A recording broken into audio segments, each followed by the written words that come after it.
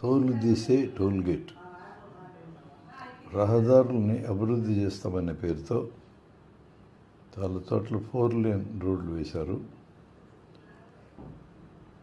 Private వారికి ఇచ్చి బాగా భారీగానే ముఠ చెప్పి రోడ్డు వేయించి వాటిని మెయింటైన్ చేసే పని కూడా వాళ్ళదే అని చెప్పి అందువల్ల మీరు టోల్గేట్ పెట్టి వసూలు చేసుకోండి, మీరు పెట్టిన ఖర్చునంతా రాబట్టుకోండి అని ప్రభుత్వాలు చెప్తున్నాయి.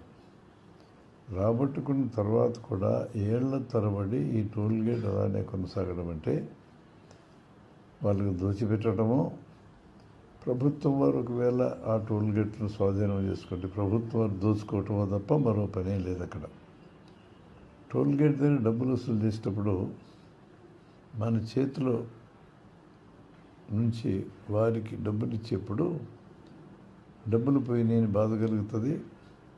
అప్పుడప్పుడు టోల్గేట్ వసూలు మోతాదు పెంచితే ఏడుపు వస్తుంది. ఇలాంటి ఏడుపులు లేకుండా ఉండడానికి ఫాస్టాగ్ అనే ప్రక్రియ మొదలెట్టారు. అంటే బండికి ఒక స్లిప్ పట్టిస్తారు, టోల్గేట్ దగ్గర ఆటోమేటిక్గా లాక్కుంటుంది డబ్బులు. మన డబ్బులు పోయినట్టు ఫీలింగ్ మనకు రాదు, ఎవరియో అనుకుంటూ ఉంటాం. దాన్ని క్రెడిట్ కార్డ్ సైకాలజీ అంటారు. దాన్ని క్రెడిట్ కార్డుతో మన వస్తువులు కొన్నామనుకో లిబరల్గా కొనేస్తాం, ఎవరియో అనుకుంటాం, అవి మన డబ్బులే, బ్యాంకుల నుంచి కొత్తగా వస్తారు. ఆ ఫీలింగ్ రాకుండా ఉండడానికి ఫాస్టాగ్ అద్భుతంగా తోడ్పడుతుంది. ఇప్పుడు టోల్గేట్ల దగ్గర ఫాస్టాగ్ వచ్చిన తర్వాత బండ్ల యొక్క ఓనర్లు బాధపడటం మానేశారు.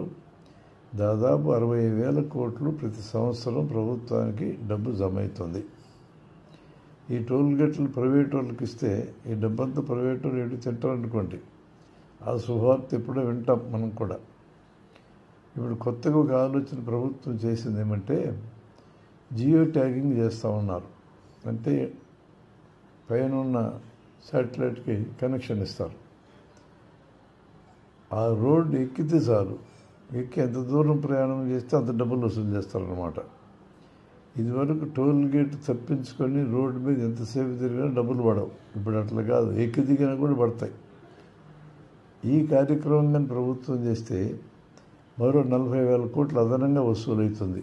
అంటే 1,00,000 కోట్లు ఏడాదికి. ఇక మూడో ఆలోచన చేశారు ఈ మధ్య. ఫ్రీక్వెంట్గా తిరిగే వాళ్ళు సౌకర్యార్థం అనే పేరుతో ఏడాదికి 3,000 కడితే 200 సార్లు టోల్గేట్లు దాటొచ్చు అని ప్రకటించారు.